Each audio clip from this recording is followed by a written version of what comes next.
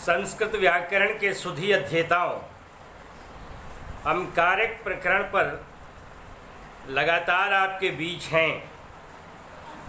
पिछले 10 भागों में कारक प्रकरण में प्रथमा विभक्ति और द्वितीया विभक्ति संबंधिनी चर्चा की जा चुकी है। प्रथमा विभक्ति के समापन के अवसर पर प्रश्नोत्तरी प्रक्रिया का संदर्भ आपके समक्ष प्रस्तुत किया गया था। अब द्वितीया विभक्ति चूँकि सबसे बड़ी विभक्ति है, सर्वाधिक सूत्र उसके अंतर्गत सम्मिलित हैं, अतएव पूर्ण रूप से द्वितीया विभक्ति के अनंतर यदि प्रश्न श्रृंखला चलाएंगे तो सैकड़ों प्रश्न हो जाएंगे और काल व्यवधान उपस्थित होगा। हमें काल गति भी देखनी होती है, अतएव मेरा प्रयास रहता है कि 25 मिनट के आसपास का वीडियो बने। इसलिए हमने अब तक जो द्वितीया विभक्ति के अंतर्गत सूत्र अधीत कराए हैं उससे संदर्भित प्रश्न श्रृंखला को आपके समक्ष प्रस्तुत करेंगे और उसके अनंतर द्वितीया विभक्ति के अवशिष्ट सूत्रों को आगे अधीत कराएंगे 12वें भाग के अंतर्गत। आज 11वां भाग है। इसका मतलब इसके पूर्व में 10 भाग अधीत किए जा चुके हैं और एक प्रश्नों की श्रृंखला शायद 5वें भाग के अंतर्गत हुई थी। उसके बाद आज दूसरी प्रश्न श्रृंखला है। ध्यान रखेंगे, यह प्रश्न श्रृंखला अत्यंत महत्वपूर्ण है और तमाम वरीयान गरियान प्रश्नों को इसके भीतर सम्मिलित किया जाता है। हायर एजुकेशन में पूछे गए उत्कृष्ट सवाल और आज के प्रतिस्पर्धा जगत में पूछे जा सकने वाले विशिष्ट सवाल दोनों को ही सम्मिलित किया जाता है।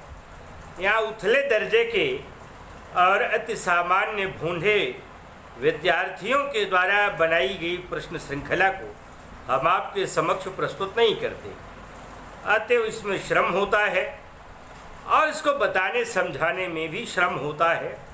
उसके मूल्य का अवगमन करेंगे और एक एक प्रश्न को सावधानी से सुनेंगे और कापी कलम सामने रखेंगे और उसको समझते जाएंगे, उसको उत्तर को अवधारित करते जाएंगे, लिपिबद्ध करते जाएंगे। हम एक एक प्रश्न पढ़ेंगे और उसके उत्तर के संदर्भ में चर्चा करेंगे और फिर आगे बढ़ेंगे। प्रथम प्रश्न है, ज़्यादातर ये सामान्य परीक्षाओं में भी पूछा जाता है कि यह किस प्रकार का सूत्र है। द्वितीया विभक्ति के अंतर्गत आने वाला विशिष्ट सूत्र है कर्तुरीप्सित तमम कर्म। ये पूछा जाता है कि यह किस प्रकार का सूत्र है। तो कर्तुरीप्सित तमम कर्म जब 4 विकल्प रहते हैं, संज्ञा सूत्र है, विधि सूत्र है, नियम सूत्र है, परिभाषा सूत्र है।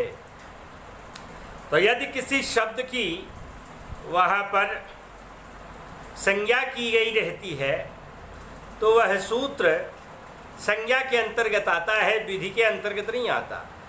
यहाँ कर्म एक संज्ञा है।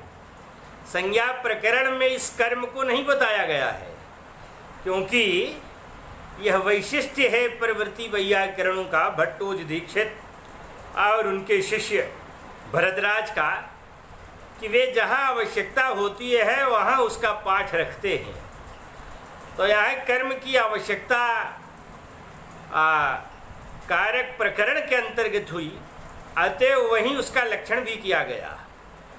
तो इसलिए कर्तुरीप्सित तमम कर्म कह करके कर्ता क्रिया के द्वारा जिसको सबसे ज़्यादा चाहता है उसे कर्म कहते हैं, ये बात कही गई। तो यहाँ यह सूत्र कर्म की का लक्षण प्रस्तुत कर रहा है और कर्म रूप संज्ञा को अभिव्यक्त कर रहा है, इसलिए संज्ञा सूत्र के अंतर्गत स्वीकार किया जाता है। तो जब यह सवाल पूछा जाएगा तो इसका उत्तर होगा संज्ञा सूत्र। तो जहाँ 4 विकल्प रहेंगे वहाँ संज्ञा सूत्र पर आपकी दृष्टि जाएगी।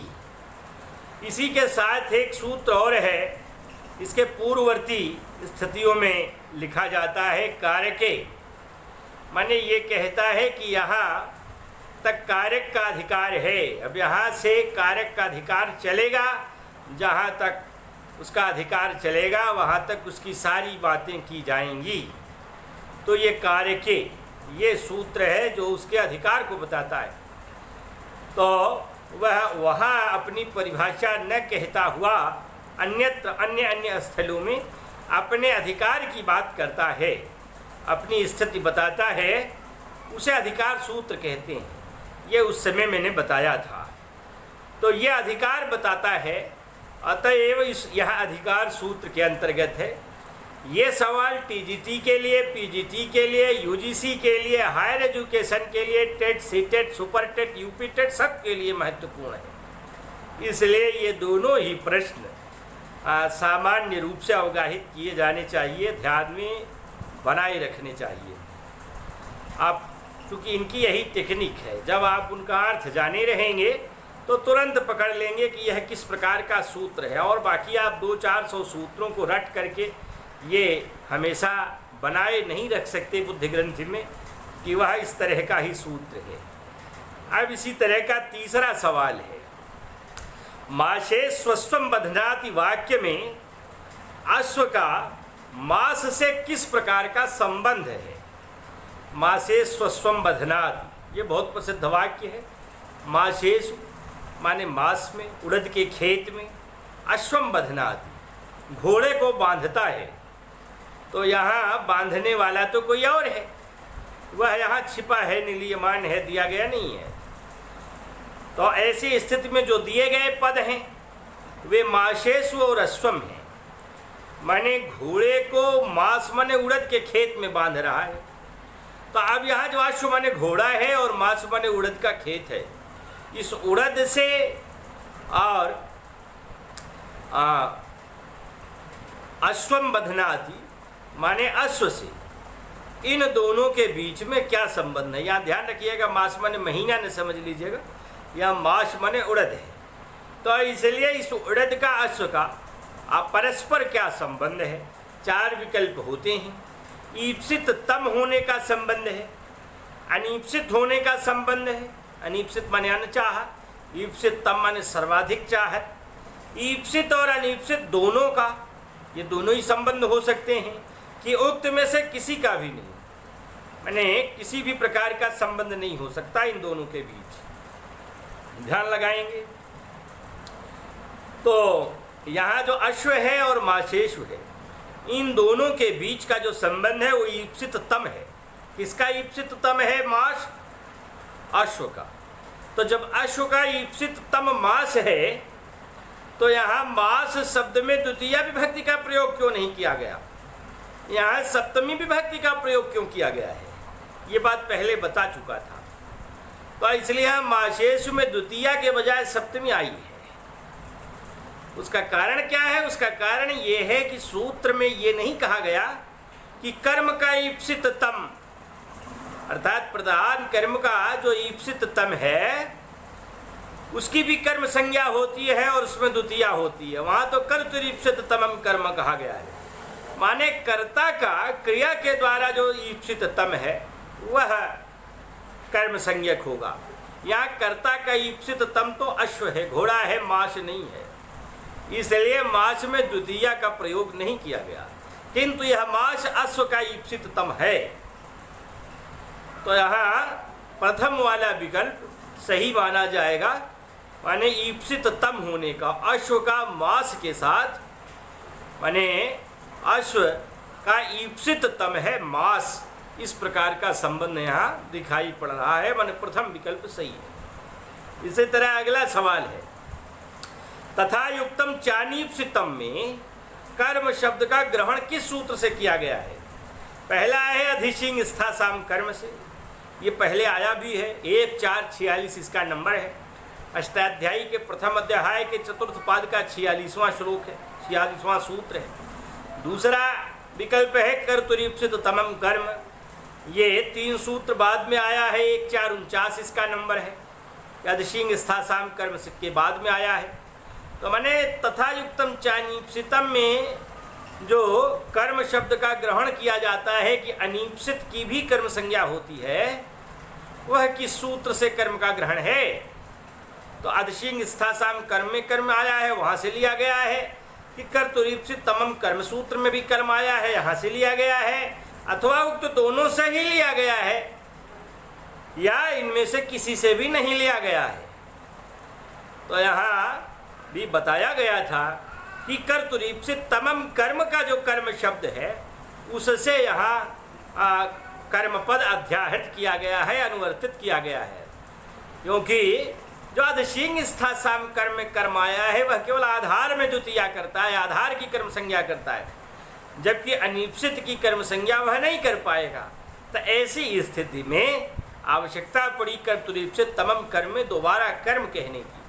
तो इसलिए ध्यान में रखेंगे, यहाँ कर्तुरीप्सित तमम कर्म से भले ही वह बाद में आया है, किंतु इससे कर्म शब्द का अनुवर्तन किया गया है तथा युक्तम चानीप्सितम सूत्र में। अगला सवाल है गेहम प्रविशति। गेहम प्रविशति में कर्म संज्ञा किस कारण से है?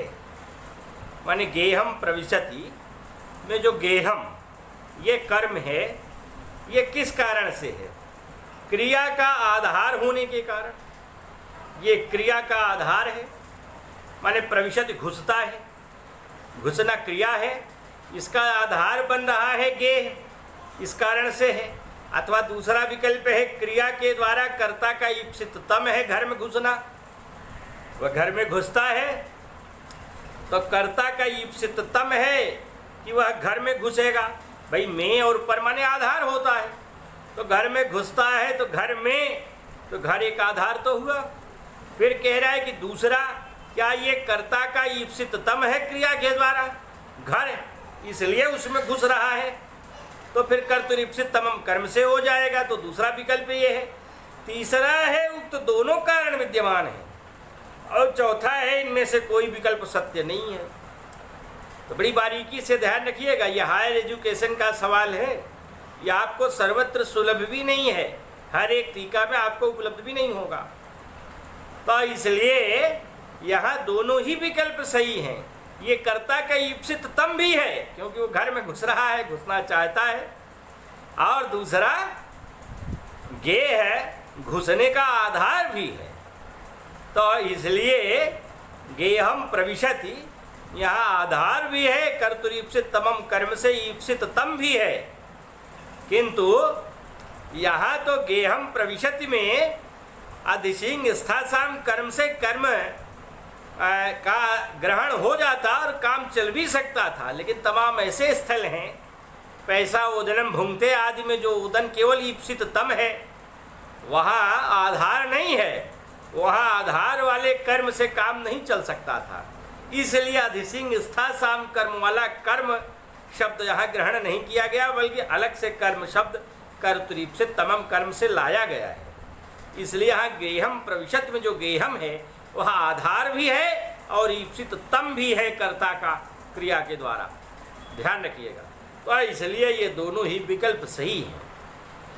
इसी तरह से अगला सवाल, पैसा ओदनम भुंगते में ओदन की कर्म संज्ञा निम्नलिखित में से किस सूत्र कारण से हुई है? ओदन शब्द की कर्म संज्ञा क्यों हुई? पहला है भोजन क्रिया के द्वारा कर्ता का ईप्सित तम ओदन होने के कारण, माने कर्ता का ईप्सित तम क्रिया के द्वारा ओदन है, इसलिए उसकी कर्म संज्ञा हो गई कर्तुरीप्सित तम कर्म से। दूसरा, भोजन क्रिया का आधार होने के कारण, क्रिया जो हो रही है भोजन, तो भोजन माने भुंगते खा रहा है, ओदनम भुंगते माने ओदन को खा रहा है, यहाँ ओदन में खा रहा है, ये तो नहीं बन रहा है, तो फिर आधार की तो कोई बात हुई ही नहीं। तो इसलिए आधार भोजन क्रिया का आधार होने के कारण ये बात नहीं घटित होगी। तीसरा, उभयात्मक कारण माने दोनों ही कारण विद्यमान होंगे। चौथा, इनमें से कोई भी विकल्प सही नहीं है, ये चौथा। तो इनमें से केवल पहला विकल्प इसलिए सही होगा कि केवल वह कर्ता का ईप्सित तम है क्रिया के द्वारा, भोजन क्रिया के द्वारा ओदन उसे सर्वाधिक प्रिय है, उसका ईप्सिततम है, इसलिए उसकी कर्म संज्ञा हुई। यहाँ भोजन क्रिया का वह आधार नहीं बन रहा है, तो इसलिए ऐसे स्थल के लिए ही दोबारा कर्म आया है। तो यहाँ प्रथम विकल्प सही है। इसी तरह और भी सवाल है, अनभिहित किस प्रकार का सूत्र है? ये आया है अनभिहिते, सूत्र आया है, तो अनभिहिते उसके बाद आया है कर्मण द्वितीया। तो अनभिहिते किस प्रकार का सूत्र है? ये भी बताता है कि आगे का जो जितना मामला आएगा, जितने सूत्र आएंगे, जितने कार्य के प्रकरण होंगे, सब में अनभिहिते माने अनुक्त का, अप्रधान का, गौण का अधिकार होगा। तो इसलिए गौण अधिकार, अप्रधान अधिकार बताने के लिए ये सूत्र आया है। तो इसलिए अधिकार बताता है, लिहाजा ये अधिकार सूत्र हुआ। तो अनभिहिते ये एक अधिकार सूत्र है जो ये बताता है कि अनुक्त में हमारा अधिकार है। मैंने बताया है कि जब कोई भी कारक प्रधान हो जाएगा तो प्रथमा में चला जाएगा, जब अप्रधान रहेगा तो अपनी विभक्ति में रहेगा। तो इसलिए ये स्पष्ट रूप से जान लें। ज़्यादातर लोग यही नहीं पहचान पाते, बैठा पाते, इसलिए हमेशा समस्याओं से ग्रस्त रहते हैं। कारक अत्यंत महत्वपूर्ण और गंभीर प्रकरण है। यदि इसकी गंभीरता में आपका प्रवेश अच्छा है तो फिर आपको व्याकरण के लिए भटकना नहीं पड़ेगा, और इसको जानने के लिए एक बार मेहनत का करना आवश्यक है। तो ये हो गया। इसी तरह आगे है, कर्मण द्वितीया के अंतर्गत किसका व्यतिरेक लक्षित होता है? कर्मण द्वितीया ये सूत्र है। सब सूत्रों पर मैंने दृष्टिपात किया है जितना द्वितीया के अंतर्गत अब तक पढ़ाया है, और उसी से संबंधित सवाल भी मैंने निकाले। कर्मण द्वितीया माने कर्म में द्वितीया के अंतर्गत किसका व्यतिरेक लक्षित होता है, माने कौन सा हट गया है, किसकी पृथकता है इसमें। पहला विकल्प है अभिहित का, दूसरा है अनभिहित का, तीसरा है द्वितीया का, चौथा है उक्त सभी का। तो अभिहित माने प्रधान होता है। पहले तो अर्थ जाने। तमाम सारे विद्यार्थी, परीक्षार्थी, प्रतिस्पर्धी शब्दार्थ नहीं जानते।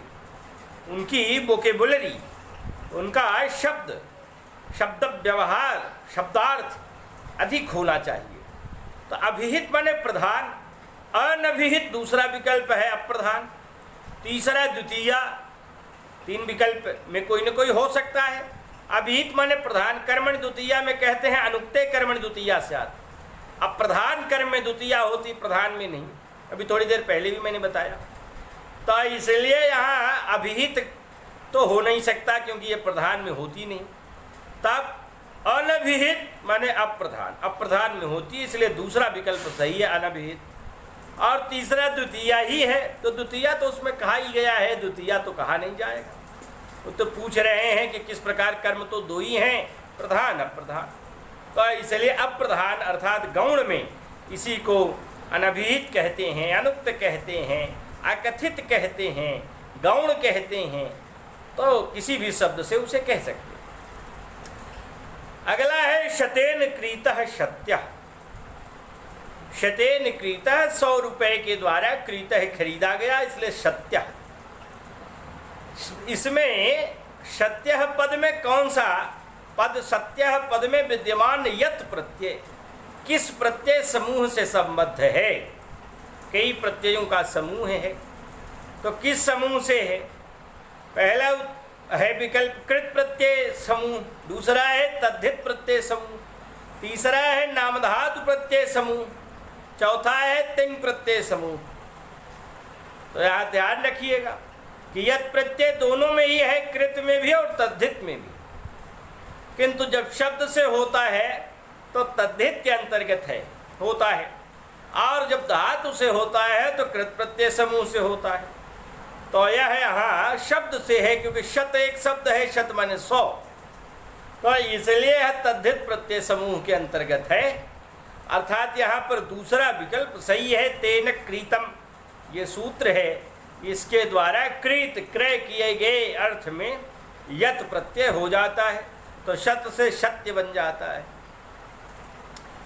अगला ग्रामम गच्छन् तृणम स्पृशति में स्पृशति क्रिया का मुख्य निष्पादक कौन है? माने ग्रामम गच्छन, गांव को जाता हुआ, तृणम स्पृशति, तिनके को छू लेता है। यहाँ दो कर्म है, ये मैंने पढ़ाते समय बताया था कि ग्रामम यहाँ प्रधान कर्म है और तृणम अप्रधान कर्म है, गौण कर्म है। यही है भाई, दोनों ही यहाँ कर्म है और अनुक्त होने के कारण दोनों में ही द्वितीया होगी। किंतु ग्रामम कर्तुरीप्सितम कर्म से कर्म संज्ञक है और जबकि तृणम तथा युक्तम चानीप्सितम से कर्म संज्ञक है। अतएव दोनों के अप्रधान ही होने के कारण कर्मण द्वितीया से द्वितीया विभक्ति का प्रयोग होता है। यहाँ उक्त कोई नहीं है, उक्त होते तो प्रथमा में चले जाते, प्रातिपदिकार्थ बन जाते। तब यहाँ जो सवाल है कि स्पृशत क्रिया का मुख्य आधार, मुख्य निष्पादक कौन है? तो भाई क्रिया का साक्षात संबंध तो सभी कारकों से होता है, लेकिन क्रिया की निष्पत्ति मुख्य रूप से तो कर्ता ही करता है। तो इसलिए कर्ता स्पृशत क्रिया का भी मुख्य निष्पादक है, जो इस वाक्य में छिपा है, निलीयमान है। ग्रामम गच्छन् तृणम स्पृशति, कर्ता नहीं है। इसलिए ऐसे सवाल दिए जाते हैं। पहला है यहाँ विकल्प ग्राम, दूसरा है तृण, तीसरा है उभय, चौथा है इनमें से कोई नहीं। तो यहाँ विकल्प सही होगा इनमें से कोई नहीं। तो इसलिए इस पर भी निगाह डाला करें, कभी कभी इनमें से कोई नहीं यही विकल्प सही मान लिया जाता है, तो ये ध्यान रखिएगा। अगला है द्वेष और उदासीन, ये भेद निम्नलिखित में से किसके हैं? चार ईप्सित तम कर्म के दो भेद हैं ये, द्वेष और उदासीन पढ़ाया था मैंने। दूसरा अनीप्सित कर्म के, तीसरा अकथित कर्म के, चौथा अभिहित कर्म के। ईप्सित तम कर्म के ये भेद हैं नहीं, क्योंकि सबसे ज़्यादा चाहत का विषय है। और यहाँ द्वेष और ईर्ष्या की बात है, द्वेष कह रहे हैं, उदासीनता कह रहे हैं, माने चाहत में उदासीनता तो होती नहीं, द्वेष भी नहीं होता, वहाँ तो उसके दोष भी गुण बन जाते हैं। तो इसलिए यह ईप्सित तम तो हो नहीं सकता। अकथित कर्म, अकथित कर्म के अंतर्गत तो 16 द्विकर्मक धातुओं के साथ अप्रधान कर्म जो गिनाए गए हैं उनके अंतर्गत तो ये आ नहीं सकते। इसी तरह अभिहित कर्म जो प्रधान कर्म हैं उनकी भी बात नहीं है, क्योंकि वो प्रथमा में होते हैं। तो अनिश्चित कर्म, जो अनिश्चित कर्म होते हैं, देखिए अकथित में तो सभी आ जाते हैं, सबका समूह ही आ जाता है, किंतु वहाँ द्विकर्मक धातुओं का एक बंधन होता है। किंतु सामान्यतया जो अनिश्चित कर्म है, अनचाहे कर्म हैं, इन्हीं के ये द्वेष और उदासीन दो भेद देखे जाते हैं। क्योंकि वहाँ उदासीन होकर चलता है तभी कभी कांटा छू गया, और नहीं चाहता ईर्ष्या है तब भी मजबूरी में जहर खाना पड़ गया। तो इसलिए यहाँ द्वेष और उदासीन ये दो भेद अनिश्चित कर्म के होते हैं। आगे है दुतेन गौ दुग्धम दुह्यते, ये वाक्य है। ये एक कमेंट आया था, उस पर पूछा गया था चैनल पर, संस्कृत मंडलीकम नामक जो यूट्यूब चैनल है उस पर ये कमेंट DSSB के नाम से आया हुआ था। DSSB के द्वारा ये कमेंट पूछा गया था कि दुह्यते क्रिया गौ अथवा दुग्धम किसके अनुसार लगी है। खैर उनको पूरा वाक्य बनाना चाहिए था, तो मैंने पूरा वाक्य बना दिया कि तेन गौ दुह्यम दुह्यते, तेन गौ दुग्धम दुह्यते, ये वाक्य है। इसमें जो दुह्यते क्रिया है ये गौ अथवा दुग्धम दोनों शब्दों में से किसके अनुसार लगी है। तो ये बात तो पहले ही बताई जा चुकी है कि जो क्रिया पद होता है उसमें जो कर्म प्रथमा में रहता है तदनुसार उसमें क्रिया का सेवन किया जाता है। माने प्रथम जब कर्तृवाच्य होता है तो कर्ता प्रथमा में होता है, इसलिए क्रिया प्रथमा व्यक्ति के अनुसार होती है। किंतु जब कर्ता तृतीया में चला जाता है तब कर्म प्रथमा में आ जाता है। ये कर्मवाच्य की स्थिति है तो कर्म प्रथमा में आ जाता है। इसलिए जो क्रिया है वह प्रथमा विभक्ति के अनुसार चलने लगती है। अब जो दुह आदि 16 द्विकर्मक धातुएं हैं, इनमें से 12 की छंटनी दुह आदि के साथ की कर ली जाती है और नी वह आदि 4 धातुओं की छंटनी दूसरे वर्ग में कर ली जाती है। और जो वाक्य है गौणे कर्मणि दुह्यादेः प्रधाने निहरि कृशवहाम विभक्ति ही प्रथमा ज्ञेया द्वितीया च तदन्यतः, माने गौणे कर्मणि दुह्यादेः माने जो दुह आदि धातुओं का प्रयोग है, जब कर्मवाच्य में उसका प्रयोग किया जाता है तो गौणे कर्मणि माने जो गौण कर्म है उसमें प्रथमा विभक्ति लग जाती है। तो गौणे कर्मणि माने गौण कर्म में प्रथमा विभक्ति लग जाती है दुह आदि 12 धातुओं के प्रयोगावसर पर। गौणे कर्मणि दुह्यादेः और प्रधाने निहरि कृशवाम विभक्ति ही प्रथमा ज्ञेया माने प्रथमा विभक्ति का प्रयोग कर लिया जाता है और द्वितीया च तदन्यतः, और जो उससे पृथक है उसमें द्वितीया विभक्ति का प्रयोग किया जाता है। तो प्रथमा विभक्ति का प्रयोग जिसके अनुसार हुआ है उसके अनुसार उसका प्रयोग भी अनुमन्य किया जाता है। तो इसलिए ये कर्तृवाच्य से कर्मवाच्य बनाने की स्थिति होती है। तो इसलिए ये बात ध्यान में रखनी चाहिए और ये जो श्लोक है वह भी अत्यंत महत्वपूर्ण है। एक कमेंट और इसी में आया था, एक कोई सूरज पांडे जी हैं, उन्होंने कहा कि लघु सिद्धांत कौमुदी के बजाय सिद्धांत कौमुदी से इसे पढ़ाया जाए। खैर, ये जो भी प्रकरण चल रहा है ये सिद्धांत कौमुदी से ही चल रहा है। ये लघु सिद्धांत कौमुदी में तो वरदराज ने बहुत कम सूत्र खींचे हैं। भट्टोजी दीक्षित जो इनके गुरुदेव हैं, उन्होंने वैयाकरण सिद्धांत कौमुदी लिखा है, उसको शॉर्टकट लोग सिद्धांत कौमुदी भी कह देते हैं। उसी में कारक प्रकरण है और उसको वरदराज ने अपनी मध्य सिद्धांत कौमुदी के अंतर्गत रखा है। तो इसलिए उन्हीं के ये सारे सूत्र हैं। तो इसलिए लगभग सब आ गए हैं। अब अष्टाध्यायी में सूत्र ज़्यादा मात्रा में हैं, किंतु जो इस कौमुदी में खींचे गए हैं उसमें लगभग पूरे हैं, इसलिए उसकी यहाँ कोई शंका नहीं की जानी चाहिए। तो ऐसी स्थिति में ये ध्यान में रखना है, क्रोशम आस्ते में क्रोशम पद में कौन सा कर्म विद्यमान है। तो यहाँ ये भी बहुत महत्वपूर्ण बात है। जहाँ देखा था अकर्मक धातु फिर योगे, यानी अकर्मक धातुओं के प्रयोग के अवसर पर, ये वार्तिक था कात्यायन का, जिसने सकर्म अकर्मक धातुओं को भी सकर्मक बना दिया था। तो माने जो धातुएं अकर्मक है उनका कर्म नहीं है, फिर भी उनमें कर्म का विन्यास कर दिया था। तो वह कर्म का विन्यास उसी के संदर्भ में कह रहे हैं कि क्रोशम आस्ते में क्रोशम पद में कौन सा कर्म विद्यमान है। प्रधान कर्म, अप्रधान कर्म, विवक्षित कर्म, उक्त सभी कर्म। तो यहाँ ध्यान रखिएगा कि यह अप्रधान कर्म ही है, यहाँ प्रधान कर्म की स्थिति नहीं है बल्कि अप्रधान कर्म की ही स्थिति है। तो अतएव दूसरा विकल्प। इसी तरह अधोलिखित में से कौन सा वाक्य शुद्ध है। पहला है नटस्य गाथाम शृणोति, नटाद गाथाम शृणोति। तीसरा है शत्रुन हन्ति रणे। चौथा उक्त सभी। ध्यान दीजिए, नटस्य गाथाम शृणोति, नट की गाथा को सुनता है। दूसरा है नटाद गाथाम शृणोति, नट से कहानी सुनता है। तीसरा वाक्य है शत्रुन हन्ति रणे, शत्रुओं को रण में मारता है। और चौथा है उक्त सभी। ज़्यादातर परीक्षार्थी इसमें कर देंगे नटस्य गाथाम शृणोति, जबकि यहाँ तीनों वाक्य सही है। नट जब कभी कभार आता है तब नटस्य गाथाम शृणोति सही है।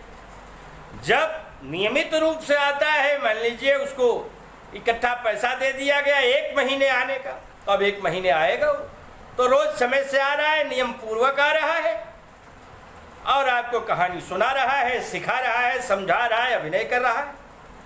तो इसलिए ऐसी स्थिति में नटाद गाथाम शृणोति भी सही है। और शत्रुन हन्ति रणे में हन धातु चूंकि द्विकर्मक धातु में के अंतर्गत नहीं है, इसलिए रणे में यहाँ द्वितीया नहीं हुई, सप्तमी बनी रह गई, इसलिए शत्रुन हन्ति रणे, ये भी वाक्य सही है, ध्यान रखिएगा। अगला है अकथितम च सूत्रांतर्गत विद्यमान वृत्ति में कर्मयुग से क्या अभिप्राय है। ये कई बार पूछा जाता है, कभी कभी इंटरव्यू में भी पूछा जाता है, तो इसलिए ध्यान रखेंगे। पहला है विकल्प अप्रधान कर्म से संयुक्ति, दूसरा है अप्रधान कर्म से संयुक्ति, तीसरा है उभयात्मक कर्म से संयुक्ति, चौथा है अभिहित कर्म से संयुक्ति। तो ये किससे संयुक्त होता है? दुहयाज पचदुनरुद प्रच्छिचिब्रु शाशुजी मथमुसाम कर्मयुग स्याद कथितम तथा स्यान्नी हरि कृष्वहाम, इसमें कर्मयुग आया है।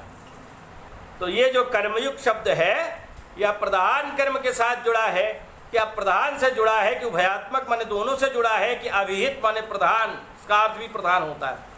तो यहाँ पहला विकल्प सही है, माने प्रधान कर्म से इसका जुड़ाव होना चाहिए। यद्यपि दोनों यह प्रधान है, लेकिन ऐसी स्थिति में यहाँ प्रधान और प्रधान कहकर व्यवहार किया जाता है, तो इसलिए उससे प्रधान कर्म से इनका जुड़ाव बना हुआ है। अब चूंकि समय हो चुका है, 30 मिनट से ज़्यादा हो गया, अतिक्रांत हो गया। खैर जितने सवाल हमने लिखे भी थे उनको हमने पूर्ण किया। तो ध्यान रखेंगे ये प्रश्नों की गंभीरता है और उनमें विशेष रूप से जाएंगे, संचरण करेंगे, तो फिर तमाम सारी बातें उभर कर सामान्य रूप से आएंगी। और छोटे मोटे फौरी तौर पर गैर स्तरीय सवाल तो छिछले तौर पर भी चलते रहते हैं, किंतु उनमें भी ध्यान रखिएगा कभी कभार सतही सवाल अगर स्पष्ट नहीं होते तो फिर आपके लिए हमेशा वे समस्या बनाए रखेंगे। तो इसलिए अब अगली प्रश्न श्रृंखला आगे के सूत्रों के अवगमन के अनंतर होगी। इन्हीं शब्दों के साथ वाणी को विराम।